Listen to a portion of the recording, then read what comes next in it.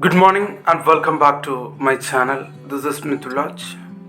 Today I'm going to talk about modernism, which is a part of our third semester curriculum cultural theory paper. So let's go to the video. So first we are going to talk about what is modernism. What is modernism all about? So, modernism is an artistic and cultural movement that flourished in the first decade of 20th century, about the time of World War I. So, what is modernism? That's a question. So, we know about modernism that it is an artistic or cultural movement that flourished, that emerged during World War I, particularly the first decades of 20th century. So here, modernism is a cultural trend.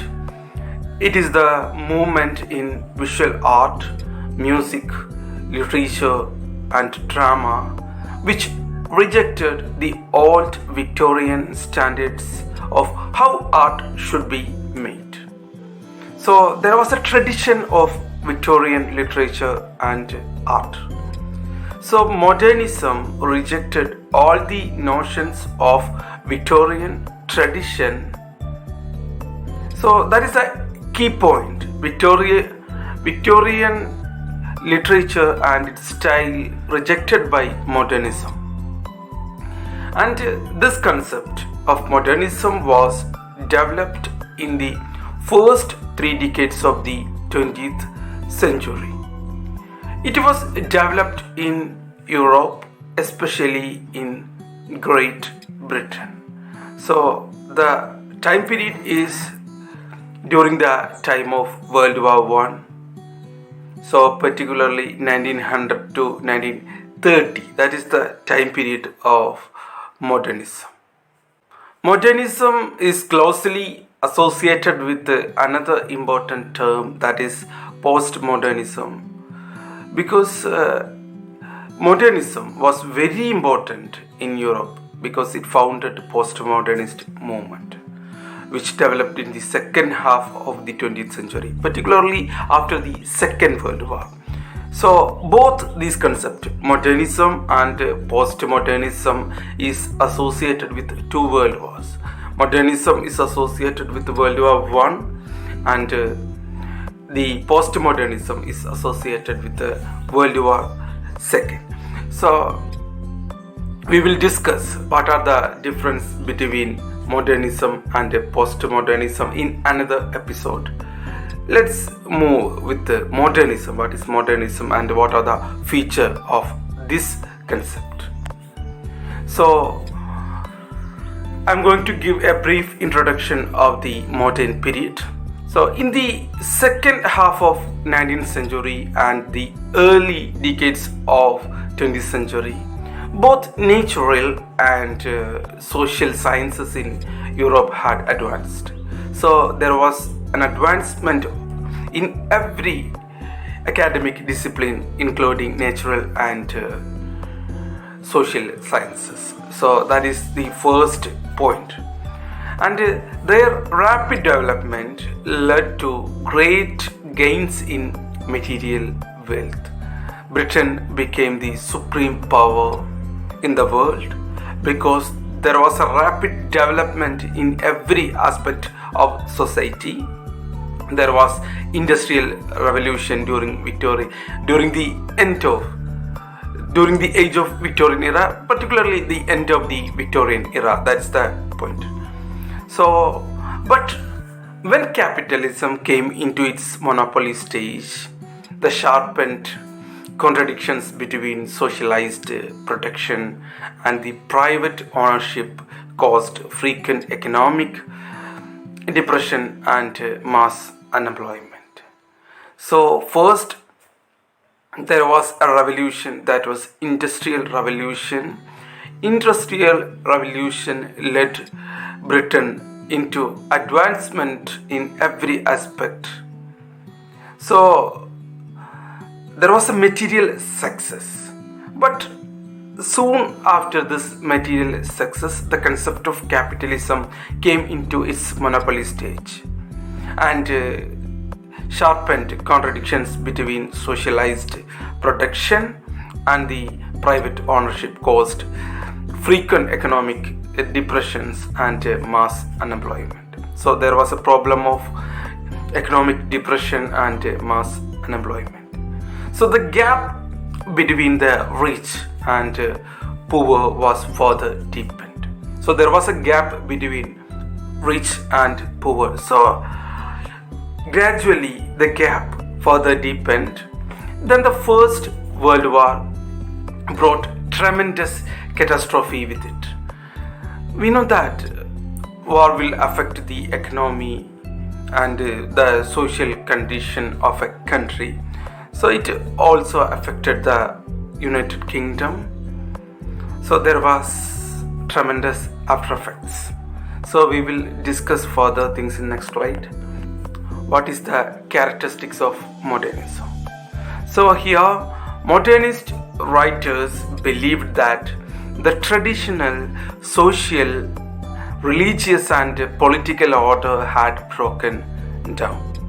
So after the World War I, the writers believed that the traditional or the Victorian way of social, religious and political order had broken down. So after the World War, the traditional way of life is broken down and new way of life emerged. So they wrote their literature based on the new order, new political order, new social, new religious order. So economically, the World War marked the last stage of the disintegration of British Empire.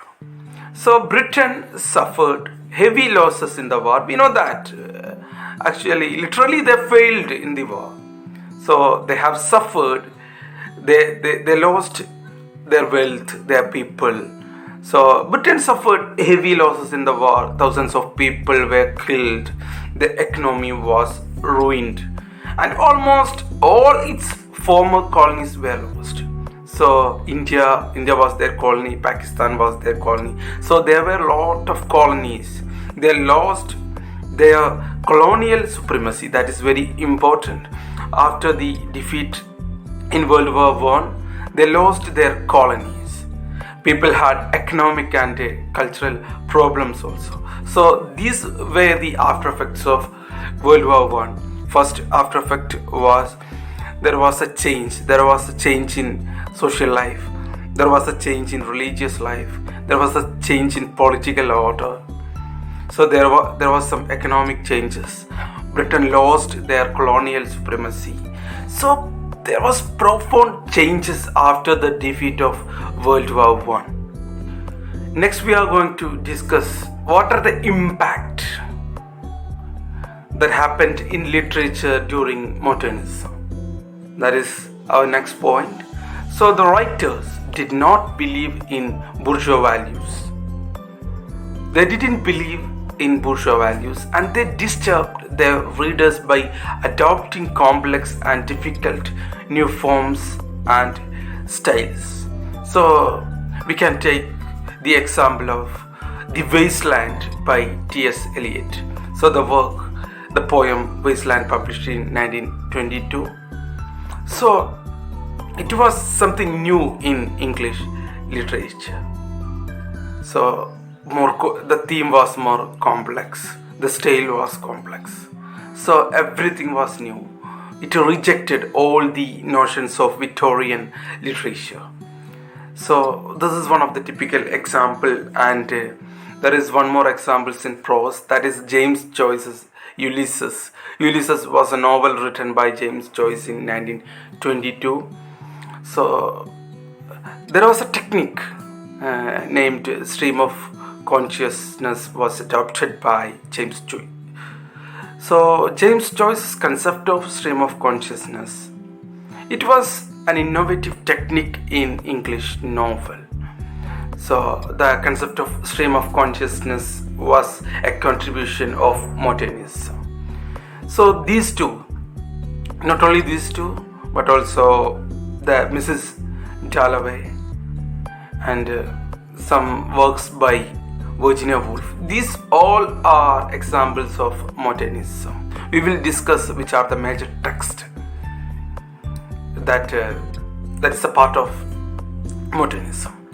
So ideologically, the rise of the irrational philosophy and new science greatly incited modern writers to make new exploration on human nature and human relationship.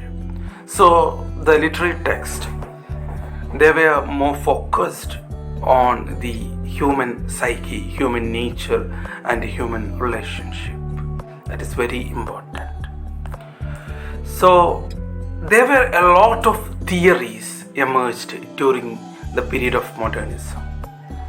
For example, Einstein's treatise on relativity, the theory of relativity by Einstein, and Max Planck's on quantum theory, Sigmund Freud's theory, the interpretation of dream. So he published his famous text, Interpretation of Dream, in 1900, and Charles Darwin's theory of evolution and heredity. So all these theories put forward during the time of modernism, and modernism bring a lot of theories into existence, and they brought a lot of changes in literature also. There was a lot of change. Modernism was built on a sense of lost community and civilization. It included contradictions and paradoxes. So after the First World War, there was a lot of literary trends like imagism, expressionism, symbolism, surrealism, futurism, and you will study all these things deeply later. So we will continue modernism in another session. We will continue. So after that session, we will go with the postmodernism. Thank you.